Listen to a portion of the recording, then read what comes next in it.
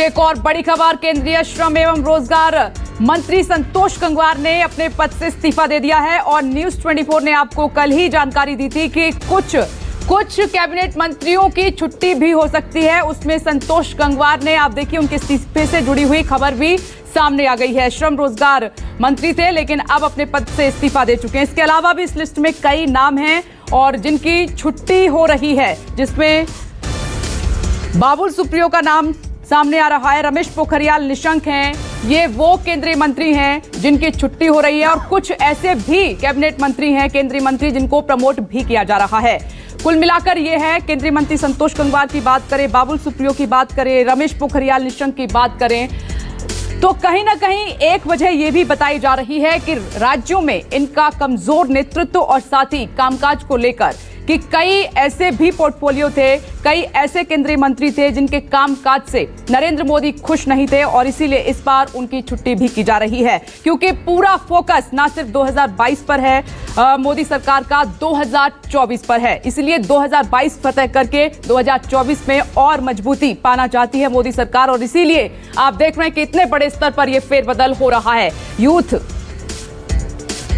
युवा चेहरों को शामिल किया जा रहा है और कुछ जो केंद्रीय मंत्री हैं उनकी छुट्टी की जा रही है, तो कुछ को प्रमोट भी किया जा रहा है। अब हमारे साथ खास मेहमान भी जुड़ गए हैं और न्यूज 24 की सबसे बड़ी टीम भी मौजूद है। कुमार गौरव हमारे साथ मौजूद हैं, political editor Raman Kumar PM आवास के बाहर सुबह से ही लगातार वहां पर बने हुए हैं। सौरभ कुमार पटना से हमारे साथ मौजूद हैं और स्टूडियो में मेरे साथ सुकेश रंजन मौजूद हैं, एग्जीक्यूटिव एडिटर, और साथ ही दो खास मेहमान भी हमारे साथ जुड़ेंगे। और इस खबर पर कुमार गौरव इस वक्त मेरे साथ मौजूद हैं। कुमार गौरव, केंद्रीय मंत्री संतोष गंगवार ने इस्तीफा दे दिया है और भी नाम इस लिस्ट में जुड़ सकते हैं।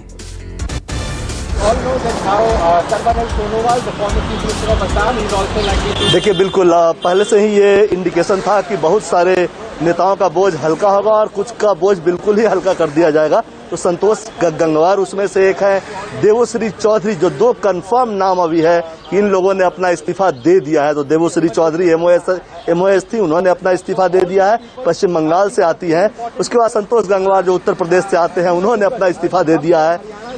दूसरी तरफ कैबिनेट मिनिस्टर के तौर पे अगर बात की जाए तो रमेश पोखरियाल निशंक, जो कि शिक्षा मंत्री थे, उन्हें भी इस्तीफा देने के लिए कह दिया गया है। हालांकि उनका कार्यालय अभी तक इस बात की पुष्टि नहीं कर रहा है, लेकिन सूत्रों की मारे तो जेपी नड्डा की तरफ से उन लोगों को कहा गया है कि आप अपना इस्तीफा दे दें। तो आप मान कर चलिए कि अब कैबिनेट के हिस्सा नहीं रहेंगे निशंक।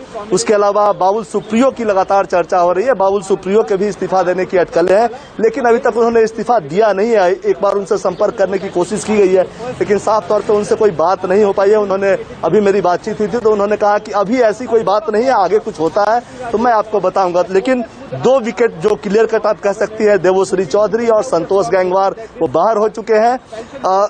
शिक्षा मंत्री भी एक तरीके से आप बाहर मानकर चलिए और थोड़ा सा और प्रतीक्षा करना होगा कि कुछ और नेताओं का नाम अभी आएगा धीरे धीरे कि किन्हें किन्हें इस्तीफा देने के लिए कहा गया है, कुछ कब। और इसके अलावा जो बाकी मंत्री बचते हैं, जैसे कि टॉप मिनिस्टर्स कुछ है जिनके पास बहुत ज्यादा वजन है, उनके मंत्रालय लेकर नए मंत्रियों को दिए जाएंगे।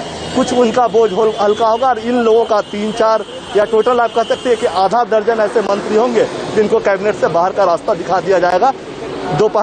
देर दोपहर तक वो सारे नाम सामने आ जाएंगे। जी कुमार